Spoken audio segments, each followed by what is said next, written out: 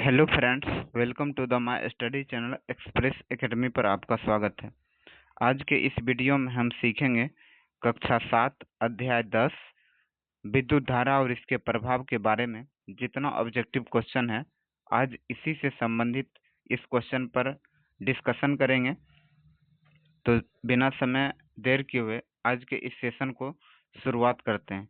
देखिए, क्वेश्चन है, किसी तार में विद्युत धारा प्रवाहित करने पर वह तार चुंबक की भांति व्यवहार करता है। यानी किसी तार में हम विद्युत धारा को प्रवाहित करते हैं तो वह तार चुंबक की भांति व्यवहार करता है। ऐसे पहले व्यक्ति कौन थे जिन्होंने विद्युत धारा के चुंबकीय प्रभाव को देखा था? ये कौन थे वैज्ञानिक? ऑस्टरडे थे।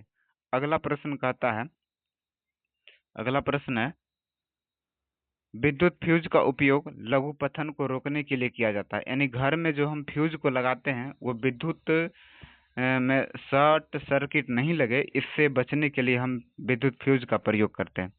अगला प्रश्न कहता है, थॉमस अल्वा एडिसन विद्युत बल्ब, ग्रामोफोन, चलचित्र कैमरा और कार्बन प्रेषक का आविष्कार किया था। यानी थॉमस अल्वा एडिसन जो वैज्ञानिक थे वे इतने चीजों को आविष्कार दिए थे, यानी आविष्कार किए थे।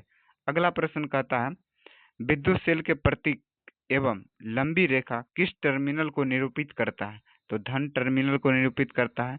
अगला प्रश्न कहता है कि विद्युत सेल के प्रतीक में छोटी व मोटी रेखा किस टर्मिनल को प्रदर्शित करता है?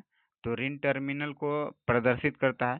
संयोजक तार किसकी बनी होती है? तांबे की। कौन सा पदार्थ बहुत कठोर और तन होता है? नाइक्रोम।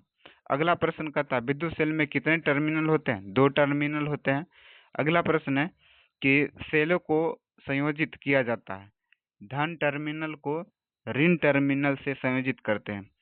बैटरी किसे कहते हैं? 2 या 2 से अधिक सेलों के संयोजन को बैटरी कहा जाता है। फिलामेंट किसे कहते हैं? बल्ब में एक पतले तार को फिलामेंट कहते हैं। विद्युत धारा के किस प्रभाव के कारण बल्ब का तंतु उच्च ताप तक गर्म होकर दीप्त हो जाता है? उसमें प्रभाव के कारण विद्युत धारा का कौन सा प्रभाव उत्पन्न करती है? यानी विद्युत धारा कौन सा प्रभाव उत्पन्न करता है? चुंबकीय प्रभाव। विद्युत धारा प्रवाहित होने व उसके पास रखी चुंबक की सुई में विक्षेप होता है। यह किसने देखा था? ऑस्टरडे ने देखा था। जब स्विच ऑफ की स्थिति में होता है तो परिपथ अधूरा रहता है, तब इसे क्या कहते हैं? खुला परिपथ कहते हैं। अगला प्रश्न कहता है कि विद्युत परिपथ को जोड़ने में प्रयोग होने वाले तार संयोजी तार समांतर नहीं होते हैं। किसके नहीं होते? गर्म तार नहीं होते। अगला प्रश्न कहता है कि विद्युत चुंबक प्रेरण की खोज किसने किया था? फैराडे ने किया था। वास्तव में विद्युत जनित्र क्या है? विद्युत जनित्र ऊर्जा का परिवर्तक की तरह कार्य करता है। यानी विद्युत जनित्र जो रहता है ऊर्जा का परिवर्तक यानी परिवर्तित करता है। विद्युत जनित्र का सिद्धांत आधारित है विद्युत चुंबकीय प्रेरण पर। लघुपथन के समय विद्युत में यानी लघुपथन के समय परिपथ में विद्युत धारा का मान बहुत अधिक बढ़ जाता है। अगला प्रश्न कहता है, विद्युत धारा उत्पन्न करने की युक्ति को जनरेटर कहते हैं। विद्युत परिपथ में विद्युत धारा की माप किससे की जाती है? एमीटर से की जाती है। इलेक्ट्रॉनिक बल्ब की खोज किसने किया था? इलेक्ट्रिक बल्ब या थॉमस अल्वा एडिसन ने किया था। इलेक्ट्रिक बल्ब की खोज यानी विद्युत बल्ब की खोज थॉमस अल्वा एडिसन ने किया था। चुंबक के चारों ओर का वह क्षेत्र जिसमें चुंबक के प्रभाव का अनुभव किया जा सकता है उसे चुंबकीय क्षेत्र कहते हैं।